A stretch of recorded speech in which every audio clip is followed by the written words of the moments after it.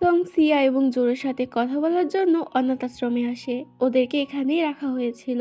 রিনার সাথে সঙ্গের দেখা হয়। সিয়া সেখানে এসে বলে, আমি জানতাম যে এটা তুমি। সং জিজ্ঞাসা করে, তুমি কি করে জানলে? সিয়া বলে, কেননা আমি শুনেছি এখানে প্রত্যেক দিন একজন দয়ালু রিপোর্টার আসে, যে কিনা সবার জন্য খাবার নিয়ে আসে এবং সবার সাথে অনেকটা টাইমও স্পেন্ড করে। সং বলে, কিন্তু আমি তো এখানে প্রত্যেক দিন আসি না। তখনই ও সেনবের কথা মনে পড়ে। সং দেখতে পায় সেনবেই সেখানে এসেছে এবং বাচ্চাদের সাথে অনেকটা খেলা করছে। এতদিনে সেনবেইয়ের সাথে বাচ্চাদের ভালো একটি বন্ডিং তৈরি হয়ে গিয়েছে, যেটা দেখে সঙের অনেকটা ভালো লাগে এবং ও একটু অবাকও হয়। এরপর সং ইচ্ছা করে সেনবেইয়ের কাছে সিয়া এবং জোরোকে পাঠায়, যাতে ও ওদের ইন্টারভিউ নিতে পারে। সেনবেই তো দেখেই চিনে ফেলে এটা সেই দুটি বাচ্চা যাদের ছবি জ্যানের সাথে ভাইরাল হয়েছিল এবং সেখানে সংকেও লক্ষ্য করে। সেনবেই বুঝতে পারে সং ইচ্ছা করে সিয়া এবং জোরোকে এখানে পাঠিয়েছে। এরপর ও সঙ্গের সাথে কথা বলতে যায়। সং বলে, তোমার কাছে তো ক্যামেরা নেই, তুমি চাইলে আমার ক্যামেরা নিতে পারো ইন্টারভিউ নেওয়ার জন্য। যেটাতে সেনবেই বলে, যদিও এখন আর আমরা শত্রু নই, কিন্তু তারপরও তুমি এখন আমার প্রতিদ্বন্দ্বী, তাই তোমার কাছ থেকে আমি কোনো ক্যামেরা নিতে পারবো না। এটা বলেই হেসে সেখান থেকে চলে যায়। এদিকে দেখানো হয় জ্যান আসছিল সঙ্গের সাথে দেখা করার জন্য। বেন এটা দেখে জ্যানের সাথে সঙ্গকে নিয়ে মজা উড়াতে থাকে যে জ্যান সঙ্গকে ভালোবেসে ফেলেছে। জ্যান তখন বিরক্তি নিয়ে বলে, তুমি চুপ করবে, তোমার এসব কথা শুনতে আমার অনেক বিরক্তি লাগে। এটা বলে জ্যান যখন সেখান থেকে যাচ্ছিল তখন একটি বিস্ফোরণের আওয়াজ শুনতে পায়। এটাতে ও একদম থমকে যায়। কিছুক্ষণ পরে সিন দেখানো হয় আমাদেরকে। আমরা সঙ্গকে দেখতে পাই যে অনেকটা আহত অবস্থায় পড়েছিল। সং তাড়াতাড়ি ওঠে এবং দেখতে পায় অনাথ আশ্রমে তো একটি বোমা বিস্ফোরণ হয়েছে, যার কারণে পুরো অনাথ আশ্রম একেবারে শেষ হয়ে গিয়েছে। সঙ্গে সেনবেইয়ের কথা মনে পড়ে। এদিকে আমরা সেনবেইকে দেখতে পাই যে কিছু বাচ্চাদেরকে নিয়ে লুকিয়েছিল। তখন সেখানে সং আসে। সং বলে, এখন এখানে একদমই থাকা উচিত হবে না। তখনও আশপাশ থেকে গুলির আওয়াজ শোনা যাচ্ছিল। সং তাড়াতাড়ি ওদেরকে নিয়ে একটি নিরাপদ জায়গায় লুকিয়ে পড়ে। তখন সেখানে রিনা এবং বাইও চলে আসে। তবে সিয়া এবং জোরো এখনো ভিতরে রয়েছে, তাই বাই সেখান থেকে চলে যায় ওদেরকে আনার জন্য। বাই কিছুক্ষণের মধ্যে সিয়াকে নিয়ে বাইরে বেরিয়ে আসে। তবে তখন একটি গুলি এসে বাইয়ের পেটে লাগে। বাই সেখানেই লুটিয়ে পড়ে। এটা দেখে সং তাড়াতাড়ি ওখান থেকে ওকে টেনে নিয়ে যায় একটি নিরাপদ জায়গায়, কারণ ওখানে পড়ে থাকলে সন্ত্রাসীরা ওকে দেখে ফেলবে। যদিও বাই সিয়াকে নিয়ে এসেছিল, তবে জোরো এখনো ভিতরে ছিল। রিনা এটা দেখে সংকে বলে বাইয়ের খেয়াল রাখতে এবং সে নিজেই চলে যায় জোরোকে আনার জন্য।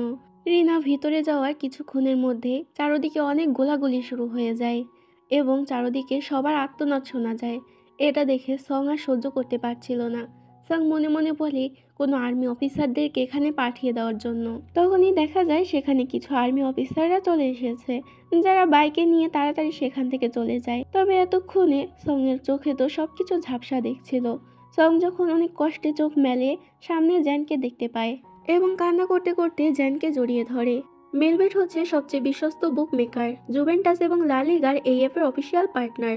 খুব শীঘ্রই ইন্ডিয়ান প্রিমিয়ার লিগ শুরু হতে চলেছে এবং এটি সবচেয়ে বড় সুযোগ আপনার প্রিয় দলকে সমর্থন করার। এই অ্যাপে আপনি cricket, football, tennis live match দেখতে এবং তাদের স্কোর ভবিষ্যৎবাণী করে সহজে অর্থ উপার্জন করতে পারবেন। সেই সাথে BMW গাড়ি, আইফোন, ল্যাপটপ এবং আরও অনেক নগদ পুরস্কার জেতারও সুযোগ রয়েছে। এই অ্যাপটিতে আপনি crash, crystal, under and over 21 ইত্যাদি গেম খেলে সহজেই আয় করতে পারবেন। সাইন আপ করার সময় আমার প্রোমো কোড জুহিওয়ান ব্যবহার করে আপনার প্রথম জমাতেই $130 পর্যন্ত পান। আপনি বিকাশ, নগদ, ব্যাংক, ক্রিপ্টো, পেপাল এবং অন্যান্য সহজ পদ্ধতির মাধ্যমে সহজেই আপনার জেতা টাকা তুলতে পারবেন। এখানে আপনি 24 ঘন্টা 7 দিন গ্রাহক সহায়তা পাবেন। তাই এখনই পিন কমেন্টের লিংক ব্যবহার করে রেজিস্ট্রেশন করুন অথবা গুগলে মেলবেট সার্চ করে রেজিস্ট্রেশন করুন। আর হ্যাঁ, রেজিস্ট্রেশনের সময় আমার প্রোমো কোড জুহিয়ন ব্যবহার করে প্রথম ডিপোজিটে $130 পর্যন্ত পান। এবং কান্না করতে করতে জ্যানকে জড়িয়ে ধরে। তখন সেখানে বেন আসে জোরোকে নিয়ে। সং জিজ্ঞাসা করে রিনা কোথায়। এর উত্তরে বেন কিছুই বলতে পারে না, চুপ থাকে। সং এতে বুঝতে পারে রিনার কিছু হয়েছে।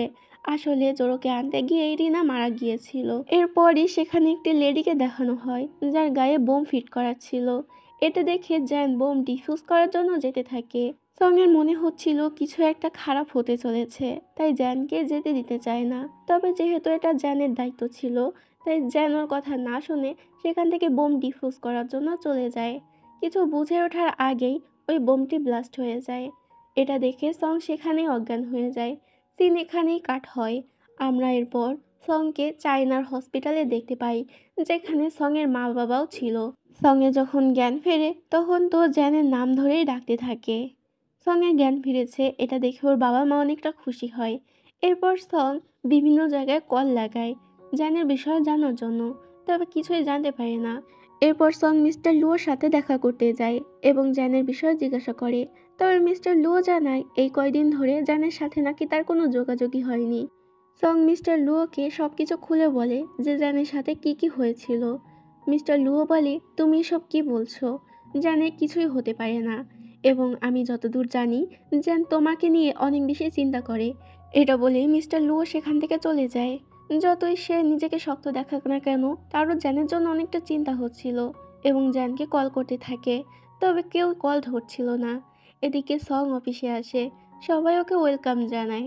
বস সংকে বলে, সেনবে আগে থেকেই তোমার ক্যামেরাটি আমাকে দিয়েছে, যেখানে ওই কান্ট্রির অনেক ফুটেজ এবং ফটো পেয়েছি।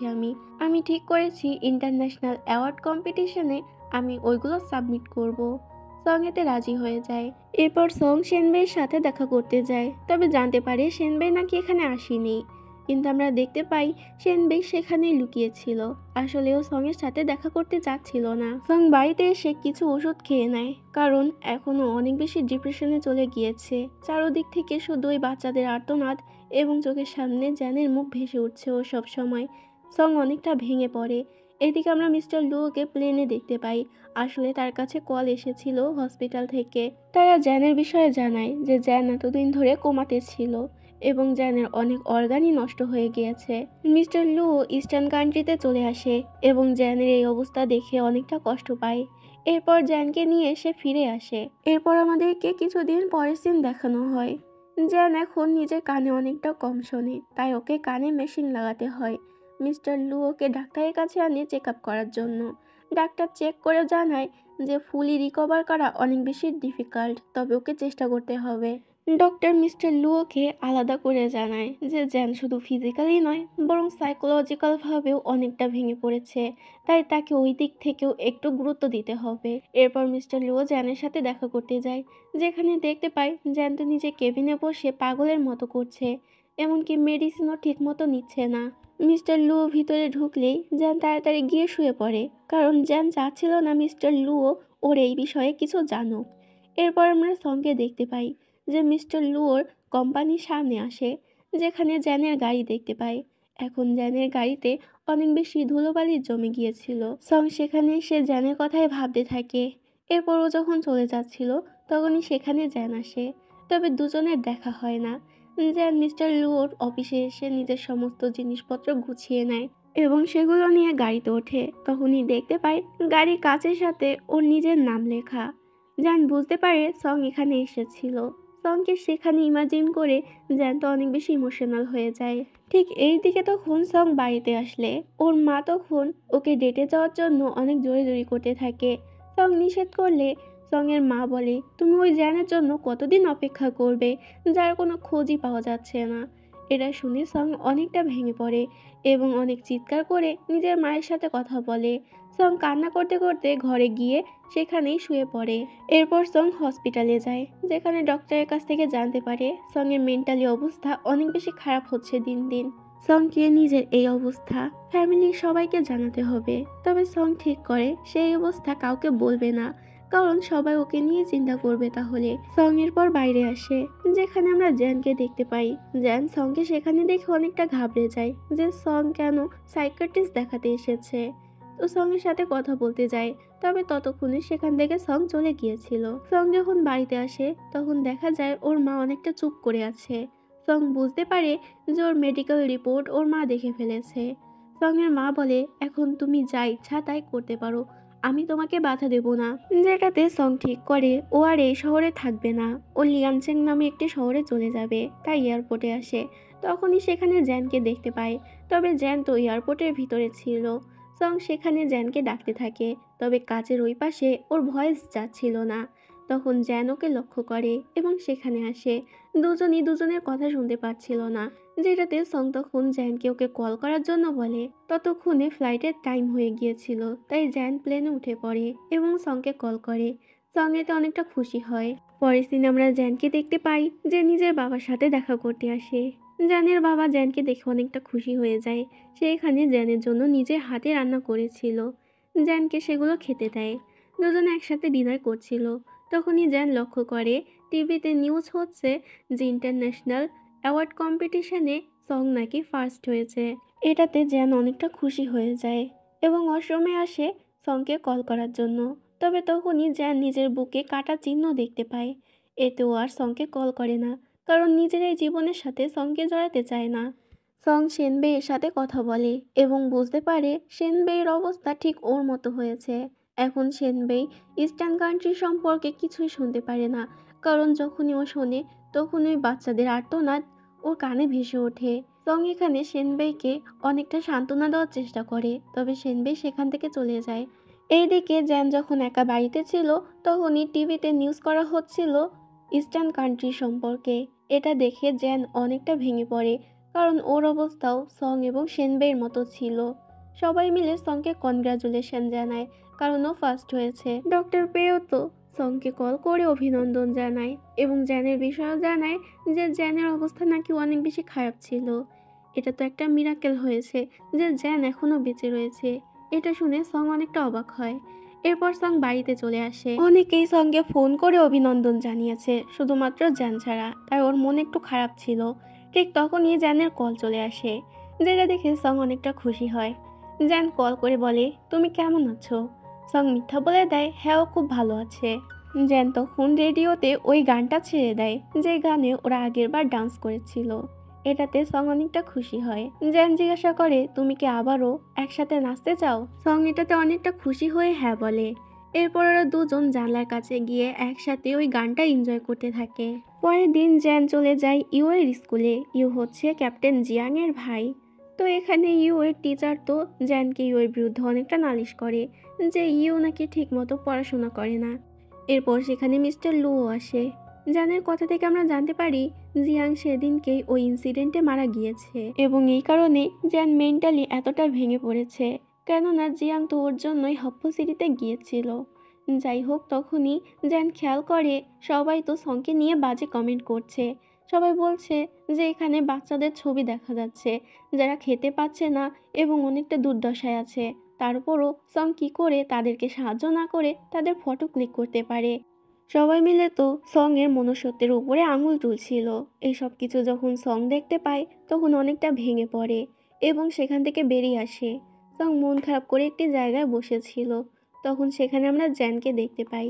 জ্যান এখানে সঙ্গের সাথে দেখা করতে এসেছিল। কিছুক্ষণ পর সেখানে পান্ডার কস্টিউম পরে একটি লোক চলে আসে, যে সংকে আনন্দ দেওয়ার চেষ্টা করে এবং ওকে একটি বেলুন উপহার দেয়। সঙের মন একটু ভালো হয় এবং সেখান থেকে সং চলে যায়।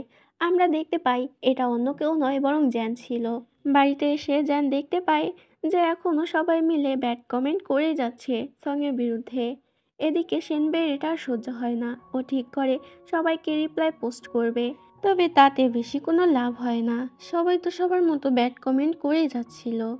এবার এগুলো দেখে সং অনেকটা ভেঙে পড়ে এবং ডিপ্রেশনে চলে যায়। জ্যান এগুলো দেখে আর সহ্য করতে পারে না। ও বেনের সাথে যোগাযোগ করে এবং বলে বাইয়ের সাথেও কথা বলিয়ে দিতে।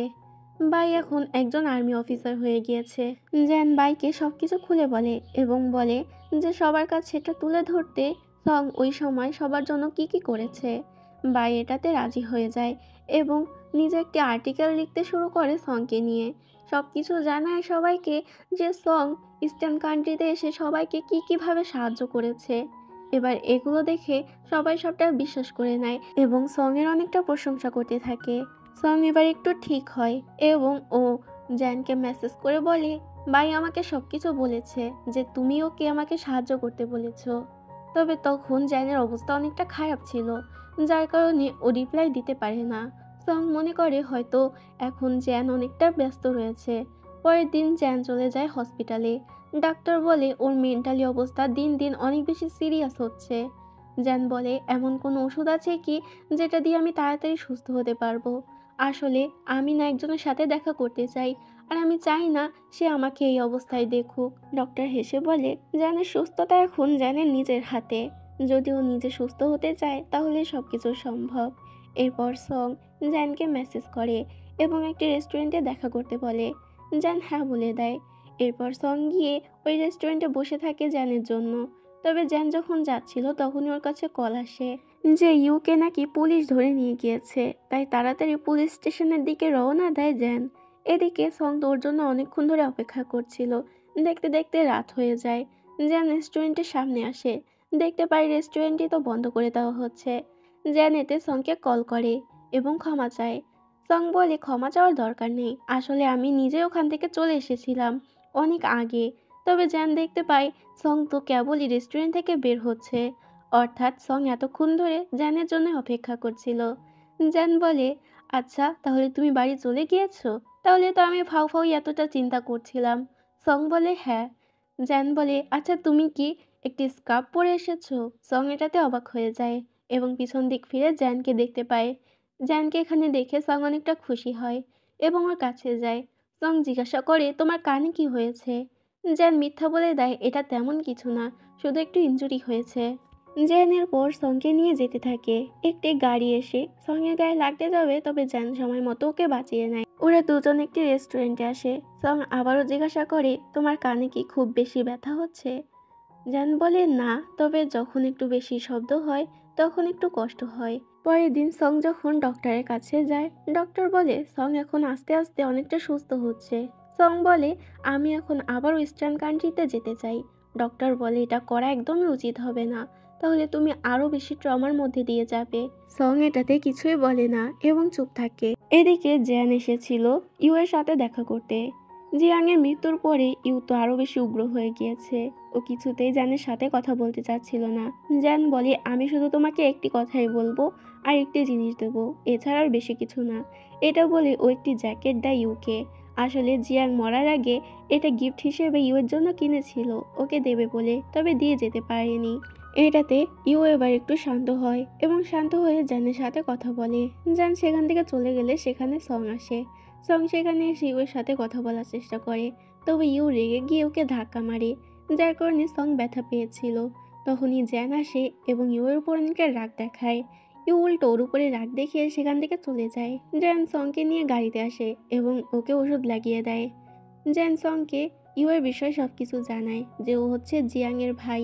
সং এবার কথা বলতে শুরু করলে জ্যান তো কিছুই শুনতে পাচ্ছিল না। আসলে জ্যানের কানে আবারও সমস্যা হয়েছে, কিন্তু জ্যান এটা সংকে বুঝতে দেয় না। সং সেখান থেকে চলে যায়। রাতের বেলা সং বাড়িতে আসলে সৎ মা এবং বোনের কথা শুনতে পায়, যেখানে মা সংকে নিয়ে অনেকটা চিন্তায় ছিল এবং বলতে থাকে এভাবে চলতে থাকলে আমি না ডিপ্রেশনে চলে যাই। সং এটাতে আর ভিতরে ঢুকতে পারে না এবং বাইরে এসে জ্যানকে কল দিতে যায়, তবে দেয় না। পরের দিন সং টিভি স্টেশনে একটি ভিডিও ছাড়ে, যেখানে দেখা যাচ্ছে যে ইউ নিজেরই বন্ধু অংহানকে অনেক বেশি পিটাচ্ছে। তবে এখানে দুজনের মুখই দেখা যাচ্ছিল না। সং এর বস বলে তাড়াতাড়ি এই বিষয়ে খোঁজ লাগাতে। সং বলে, আমি জানি এটা কে, তবে আমাকে প্রমাণ খুঁজতে হবে। এরপর সং জ্যানের সাথে দেখা করে। জ্যান বলে, আমি ভাবিনি যে তুমি এই পোস্টটা আমাকে না বলে করে দেবে। সং বলে, আসলে অনেক রাত হয়ে গিয়েছিল, এই জন্য আমি তোমাকে জানাতে পারিনি।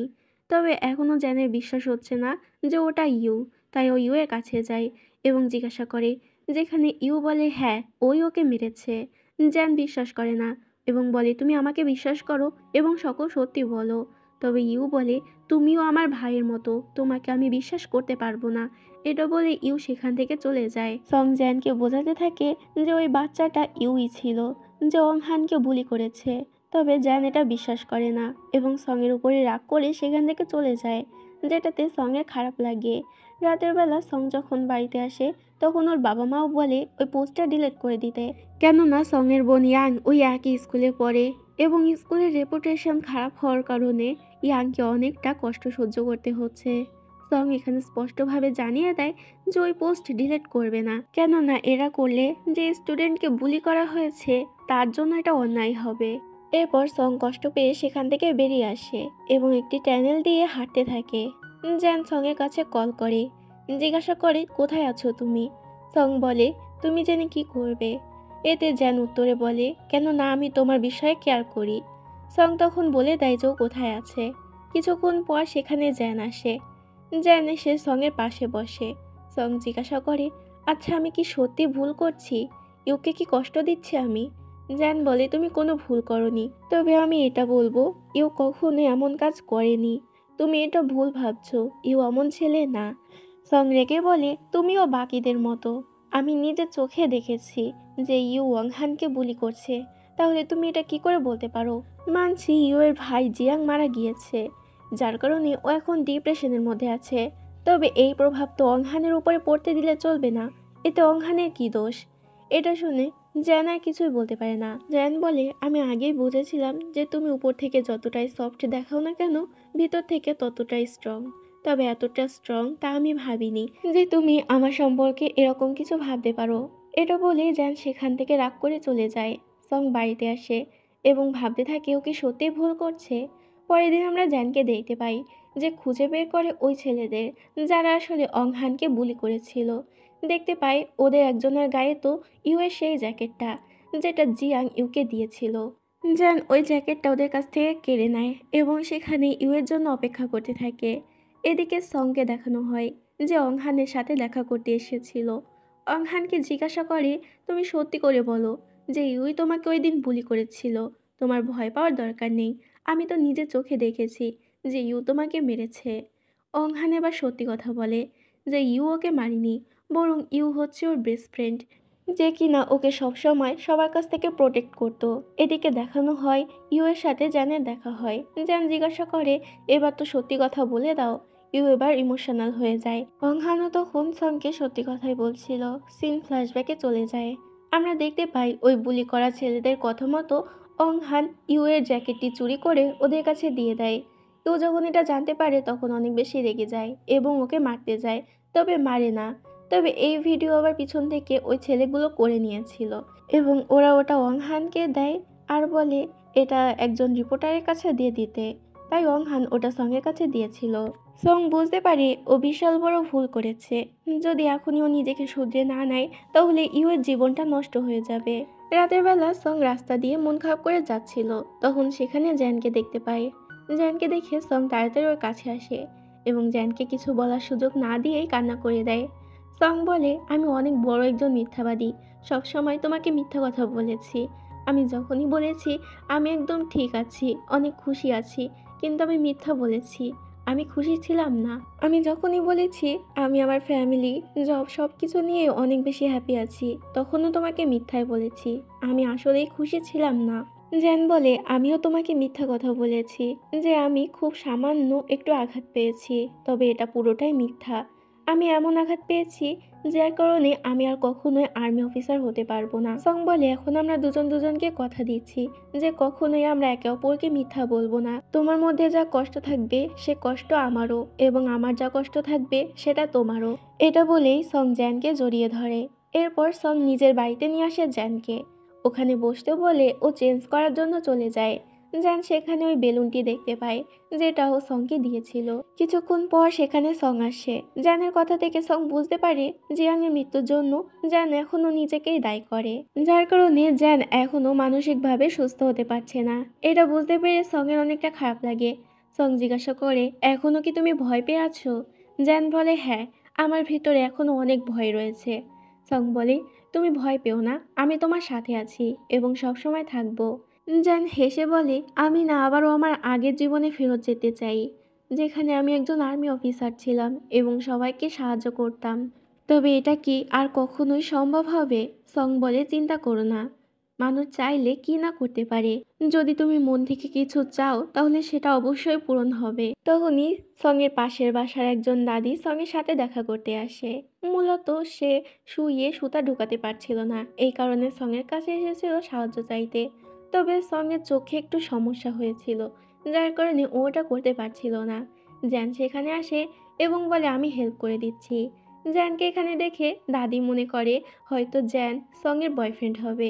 এটাতে সং অনেকটা লজ্জা পেয়ে যায়। এরপর দাদি এবং জ্যান সেখান থেকে একসাথে চলে যায়। পরের দিন সং একটি জায়গায় বসে এবং জ্যানকে কল করে, বলে, আজকে রাতে কি তুমি ফ্রি আছো? তাহলে আমরা দুজন একসাথে ডিনার করতে পারি। জ্যান এতে রাজি হয়ে যায়। রাতের বেলা জান প্রয়োজনীয় সমস্ত জিনিসপত্র কিনে সঙ্গের বাড়িতে আসে একসাথে রান্না করবে বলে। সং যখন ফ্রিজের উপর থেকে একটি পাত্র নামাতে যায় তখন ওটার গায়ে পড়তে যায়, তবে সময় মতো জ্যান ওকে বাঁচিয়ে নেয়। এটা করতে গিয়ে দুজন অনেকটা কাছাকাছি চলে আসে।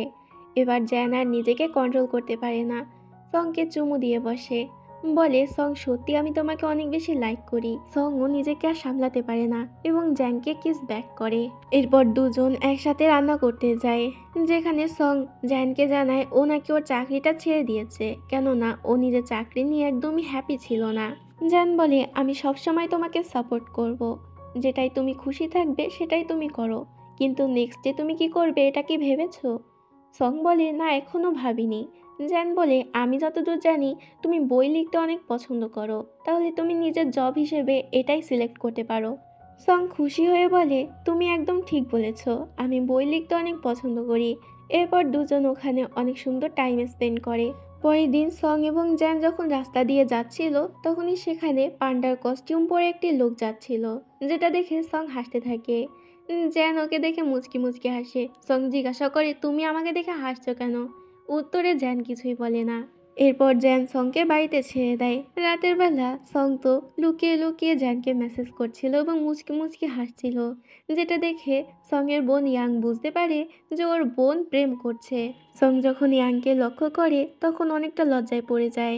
পরের দিন জ্যান সংকে নিয়ে নিজের বাবার বাড়িতে যাচ্ছিল সঙের সাথে বাবাকে দেখা করানোর জন্য। সং অনেক বেশি এক্সাইটেড ছিল। রাস্তায় কিছু ফল কিনতে থাকে যাতে সেগুলো নিজের শ্বশুরমশাইকে দিতে পারে। তবে তখনই সেখানে চলে আসে জ্যানের বাবা। জ্যানের বাবা বলে, আমি তো নিজেরই লোক, আমার জন্য আবার ফল কেনার কি দরকার? উনি নিষেধ করে ওদেরকে ঘরে নিয়ে আসে এবং সে তো নিজের হাতে করে ওদের জন্য খাবার তৈরি করেছিল। ওরা সবাই মিলে একসাথে ব্রেকফাস্ট করে। খাওয়া দাওয়া শেষ হয়ে গেলে জ্যানের বাবা সংকে জানায় জ্যান এটা কাউকেই দেখাতে চায় না যে এখনও খুব অসুস্থ, তবে আমি এটা জানি যে এখন ওর কন্ডিশন খুব একটা ভালো না। তারপরও আমি এটা নাটক করছি যে আমি কিছুই জানি না, যাতে ও এটা নিয়ে আবার টেনশন না করে। তুমি আমাকে কথা দাও আমার ছেলেটার খুব ভালো করে খেয়াল রাখবে। সং অনেক ইমোশনালি জ্যানের দিকে তাকায় এবং কথা দেয় ও সবসময় জ্যানের সাথে থাকবে। এরপর জ্যান সংকে নিয়ে নিজেদের গ্রামটা ভালো করে ঘোরাতে যায়, যেখানে দুজন মিলে অনেকটা সুন্দর সময় কাটায়। রাতের বেলা জ্যান যখন গোসল করে বের হয় তখন সং ওকে দেখে অনেকটা লজ্জা পেয়ে যায় আর তাড়াতাড়ি নিজের মুখ ঘুরিয়ে নেয়। যেহেতু সঙের কোনো জামা কাপড় এখানে আনা হয়নি, তাই সং তো জ্যানের একটি টি শার্ট পরে নিয়েছিল। জ্যানের পর সংকে নিজেদের ফ্যামিলি অ্যালবাম দেখাতে থাকে, যেখানে সং নিজের শাশুড়ি মাকে দেখতে পায় যে অনেক বেশি সুন্দর ছিল। ফ্যামিলি অ্যালবাম দেখা হয়ে গেলে Gen okay good night kiss দিয়ে সেখান থেকে চলে যায় এবং নিজের রুমে গিয়ে বসে। তবে কিছুক্ষণের মধ্যে সং সেখানে চলে আসে।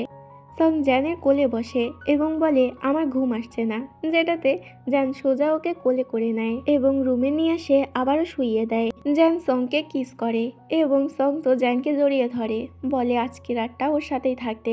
দুজনের পর সেখানে ঘুমিয়ে পড়ে। পরের দিন সকালবেলা জ্যানের বাবা এবং সং একসাথে গার্ডেনে কাজ করছিল, তখন সেখানে জ্যান আসে। জ্যান সেখানে এসে নিজের বাবাকে বলে এবার সে যেন নিজের জন্য কোনো একটি লাইফ পার্টনার খুঁজে বের করে। জ্যানের বাবা বলে, তোমার মা মরে গিয়েছে ঠিকই, কিন্তু এখনও সে আমার স্বপ্নে আসে এবং ছোট ছোট কারণ নিয়ে রাগ করে, আর যদি আমি বিয়ে করি তাহলে তো সে আমাকে আস্তই গিলে খাবে। এটা বলে সে সেখান থেকে চলে যায়। সং জ্যানকে বলে, তোমার বাবা একদম ঠিকই বলেছে, যদি আমিও তোমার মায়ের জায়গায় হতাম তাহলে তোমাকে তো আমি শেষই করে দিতাম। এরপর জ্যান যায় মিস্টার লুয়ার সাথে দেখা করতে এবং বলে, আমি আবারও ভলেন্টিয়ার হিসেবে কাজ করতে চাই, নিজের আগের জীবনে ফেরত যেতে চাই। মূলত এতদিন ধরে মিস্টার লুওকে কনভিন্স করার চেষ্টা করলেও জ্যান এটাতে রাজি হয়নি, কেননা ও মানসিকভাবে অনেক বেশি ভেঙে পড়েছিল এবং জিয়াংয়ের মৃত্যুর জন্য নিজেকে দায়ী করছিল। এখন যেহেতু জ্যান রাজি হয়ে গিয়েছে, তাই মিস্টার লু ফোন করে বলে দেয় যে জ্যান ওদেরকে জয়েন করছে। জ্যান নিজের ফিজিক্যাল ফিটনেস ঠিক রাখার জন্য বাসায় গিয়ে পুশ আপ করতে থাকে। সং জিজ্ঞাসা করে, আর কতক্ষণ করবে? জ্যান বলে, এখন তো সবসময় করতে হবে। জ্যান বলে, তুমি চাইলে আমার পিঠের উপরে বসতে পারো, যদি আমি ভারী কিছু নিয়ে পুশ আপ করি তাহলে কম সময়ে আমার অনেকটা লাভ হবে। সং বলে, তুমি কি আমাকে মোটা বলার চেষ্টা করছো? সং এর পরে জ্যানের পিঠে বসে এবং জ্যান ওকে নিয়ে পুশ আপ করতে থাকে। দুজনের মধ্যে এখানে আমাদেরকে একটু ঘুরছুটি দেখানো হয়। এরপর জ্যান সংকে কোলে করে নিয়ে রুমে চলে যায়। পরের দিন সকাল হলে জ্যান একটি নোট লেখে সঙের জন্য, যেখানে লেখে আমার আসতে হয়তো একটু দেরি হবে, কারণ আজ আমার প্রথম দিন। জ্যান নিজের কাজের জায়গায় চলে এসেছিল। জ্যান মিস্টার লুওকে জিজ্ঞাসা করে সবার ড্রেস আলাদা এবং আমার ড্রেস এরকম কেন। মিস্টার লুও বলে, কেননা আজকে তুমি আমাদের লিডার এবং আমাদেরকে লিড করবে। রাতের বেলা সং জ্যানের জন্যই অপেক্ষা করছিল। কিছুক্ষণ পর জ্যান চলে আসে, তবে হঠাৎ করে ও কানে কিছুই শুনতে পাচ্ছিল না। মূলত ওর কানে আবারও সমস্যা হয়েছে। তবে জ্যান এটা সংকে বুঝতে দিতে চায় না এবং সেখান থেকে দরজা আটকে চলে যায়। সং এটা দেখে একটু অবাক হয়। জ্যান সোফায় বসে 10 ঘন্টা আগের কথা ভাবতে থাকে, যেখানে ওদের ট্রেনিং চলছিল। তখনই সেখানে একটি বোম দেখতে পায় জ্যান। জ্যানের আবারও সেই দিনের কথা মনে পড়ে যায়, যেদিন জিয়াং বোম ব্লাস্টে মারা গিয়েছিল। এসব কিছু মনে পড়তে জ্যানের শরীর অনেকটা খারাপ হয়ে যায় এবং ও সেই কারণে এত তাড়াতাড়ি ওখান থেকে চলে এসেছিল। ধীরে ধীরে জ্যানের অবস্থা অনেক বেশি খারাপ হচ্ছিল। তখন সেখানে সং আসে। সং জিজ্ঞাসা করে, কি হয়েছে তোমার? জ্যান কিছুই বলে না। সং তখন জ্যানকে সান্ত্বনা দিতে থাকে এবং ওকে কমফর্ট করার চেষ্টা করে। পরের দিন যখন জ্যান নিজের কাজ সেরে বাড়ি ফেরে, তখন সং ওর কাছে আসে। জ্যান সংকে বলে, আমি তোমাকে কিছু একটা বলতে চাই। সং বলে, আমারও একটি গুড নিউজ দেওয়ার রয়েছে, কিন্তু আগে তুমি তোমার কথা বলো। জ্যান বলে, আচ্ছা বাদ দাও, আমারটা অতটাও ইম্পর্টেন্ট না, তুমি আগে তোমার কথা বলো। সং বলে, আসলে আমি নতুন একটি কোম্পানিতে চাকরি পেয়ে গিয়েছি।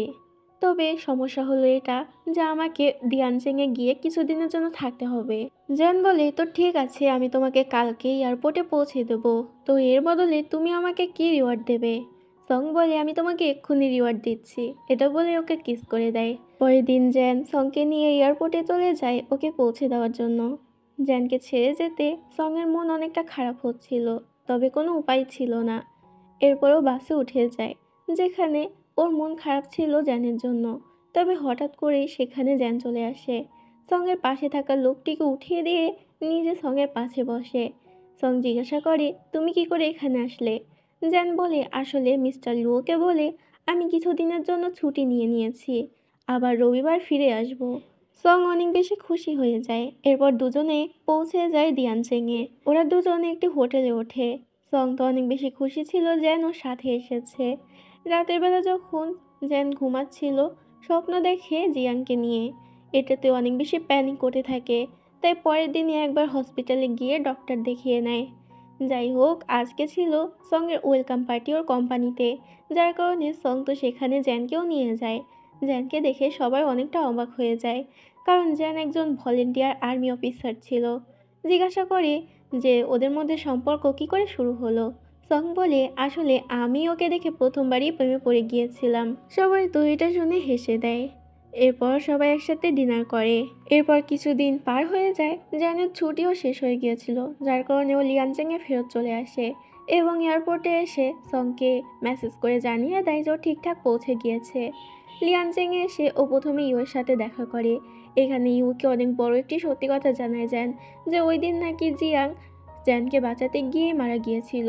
এটা শুনে ইউ তো অনেক বেশি রেগে যায় এবং ওকে একটি ঘুষি মারে। ইউ বলে, আমি কখনো ভাবিনি যে তুমি আমার ভাইয়ের মৃত্যুর জন্য দায়ী। এটা বলে সেখান থেকে চলে যায়। এবার এমনিতেও তো অনেক বেশি ডিপ্রেশনে ছিল। ইউ এর মুখে এরকম কথা শুনে আরও বেশি কষ্ট পায়। জ্যান নিজের মুখে শেভিং ফোম লাগিয়ে সঙের সাথে কথা বলে, যাতে সং ওর মুখে যে আঘাতটা লেগেছে সেটা দেখতে না পায়। পরের দিন আমরা সংকে দেখতে পাই যে জ্যানকে ছাড়া না থাকতে পেরে ঠিকই আবার লিয়ানজেংয়ে চলে আসে। এখানেও জ্যানের অফিসে এসেছিল। তখনই সেখানে জ্যান চলে আসে। জ্যান এখানে দেখে ওকে অবাক হয়ে যায় এবং অনেকটা খুশিও হয়। জ্যান সংকে নিয়ে নিজের কেবিনে আসে, যেখানে সং দেখতে পায় ওর তোলা সকল ছবিগুলো জ্যান এখানে টানিয়ে রেখেছে। জ্যান বলে, তোমার তোলা এই ছবিগুলো যখনই আমি দেখি তখনই আমার মনে পড়ে যায় আমার গার্লফ্রেন্ড কতটা অ্যামেজিং। এটা বলেই যখনই ওরা দুজন একে অপরকে কিস করতে যাবে, তখনই সেখানে জ্যানের বাকি কলিগগুলো চলে আসে, যারা বলে, সরি সরি, আমরা বুঝতে পারিনি মিসেস জ্যান। এটাতে জ্যান বলে, এখন আমাদের বিয়ে হয়নি, কিন্তু খুব শীঘ্রই হবে, তখন আমি তোমাদের সবাইকে দাওয়াত দেবো। ওরা অনেক খুশি হয়ে যায় এবং সেখান থেকে চলে যায়। এরপর ওরা ওদের কাজ কন্টিনিউ করে। আজকে জ্যানের অফিসের একজন কলিগের বিয়ে ছিল, যার কারণে অফিসে পার্টি রাখা হয়েছিল। সবাই মিলে এনজয় করছিল। তখনই সেখানে মিস্টার লু আসে। জ্যান মিস্টার লুর সাথে কথা বলতে যায়। আমরা দেখতে পাই মিস্টার লুও তো ডক্টর লিয়াং অর্থাৎ জ্যানের যে ডক্টর ছিল তার সাথে কথা বলছিল। ডক্টর বলে যে জ্যানের যদি একেবারে ফুল রিকভারি করাতে হয় তাহলে ওকে ও সেই দিনের মেমোরি ফিরিয়ে আনতে হবে এবং ওর সামনে একটি সিন ক্রিয়েট করতে হবে যাতে ওই দিনের সকল কথা ওর মনে পড়ে। তবে মিস্টার লু কোনো রিস্ক নিতে রাজি ছিল না। যদি জ্যানের এতে কোনো ক্ষতি হয় তাহলে কি হবে? ডক্টর লিয়াং সেখান থেকে চলে গেলে সেখানে জ্যান আসে। জ্যান এতক্ষণ তাদের কথা শুনেছে। জ্যান কান্না করতে থাকে এবং বলতে থাকে, আমিও ঠিক হতে চাই। যতই আমি এখানে চলে আসি না কেন, ইস্টার্ন কান্ট্রির মানুষদের সাথে আমার আলাদা একটা ইমোশন জড়িয়ে রয়েছে।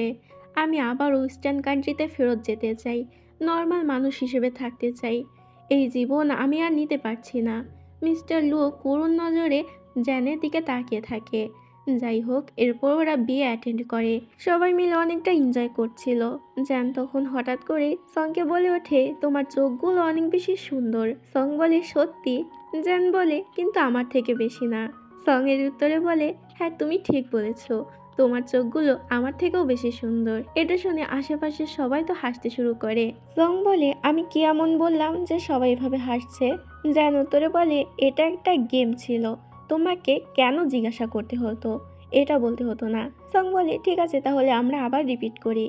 এভাবেই আবারও জ্যান বলে, তোমার চোখগুলো অনেক সুন্দর কিন্তু আমার থেকে বেশি না। সং জিজ্ঞাসা করে কেন? জ্যান উত্তরে বলে, কেননা আমার এই চোখ দিয়ে আমি তোমাকে দেখতে পাই। এটাতে সং তো অনেকটা লজ্জায় পড়ে যায়। এরপর দুজন বাড়িতে ফিরে আসে, যেখানে জ্যান বলে, আমি ঠিক করেছি বিয়েতে বেশি কাউকে ইনভাইট করব না, কারণ যদি বেশি কাউকে ইনভাইট করি তুমি অস্বস্তিতে পড়ে যাবে। সং বলে, এতে আমার কোনো যায় আসে না, কে আসলো বা কে আসলো না, আমার শুধু তুমি হলেই চলবে। পরের দিন জ্যান সংকে গাড়িতে তুলে দেয়, কারণ কাজের সূত্রে ওকে আবারও দিয়ানচেংয়ে ফেরত যেতে হবে। এরপর যখন জ্যান ঘরে আসে, ওর কাছে একটি মেসেজ আসে ইস্টার্ন কান্ট্রি থেকে। আসলে কয়েকদিন আগে জ্যান একটি অ্যাপ্লিকেশন পাঠিয়েছিল ইস্টার্ন কান্ট্রিতে ফিরে যাওয়ার জন্য, যেটা অ্যাপ্রুভ করা হয়েছে। অর্থাৎ জ্যান আবারও ইস্টার্ন কান্ট্রিতে ফেরত যেতে চলেছে, কেননা ইস্টার্ন কান্ট্রিতে অনেক বেশি ভলেন্টিয়ারের প্রয়োজন। জ্যান প্রথমে বেনকে কল করে এবং জিজ্ঞাসা করে ওই দিকের অবস্থা কী। বেন বলে, বেশি একটা ভালো না, কেননা আমরা কি নামে একজন সন্ত্রাসীকে ধরেছিলাম, এখন সে তো বন্দি রয়েছে। তবে তার দলের লোকেরা সরকারের সাথে আলোচনায় বসেছিল, বলছে কিকে ছেড়ে দেওয়ার জন্য, না হলে নাকি আমাদের অবস্থা সে খারাপ করে দেবে। এখন সরকারও গ্যারাকলে পড়ে গিয়েছে যে সে আসলে করবেটা কি। এটাতেই জ্যান একটু চিন্তায় পড়ে যায়। বেন বলে, আচ্ছা এসব কিছু ছাড়ো, এবার বলো সং কেমন আছে? জ্যান উত্তরে বলে, সং এখন আমার গার্লফ্রেন্ড। বেন হেসে বলে, আমি তোমাকে আগেই বলেছিলাম যে তুমি ওর প্রেমে পড়ে গিয়েছো। জ্যান বলে, তো ডক্টর পেয়ে কি খবর? বেন বলে, তোমার ভাই ভাগ্যটা অনেক ভালো যে সং তোমাকে প্রথম দেখায় ভালোবেসে ফেলেছে। তবে ডক্টর পেই একদমই সেরকম না, বড্ড বেশি আনরোম্যান্টিক, যার কারণে আমার অবস্থা খারাপ হয়ে যাচ্ছে। তো এখানেই আজকের পার্টটি শেষ করছি, দেখা হবে পরের পার্টে।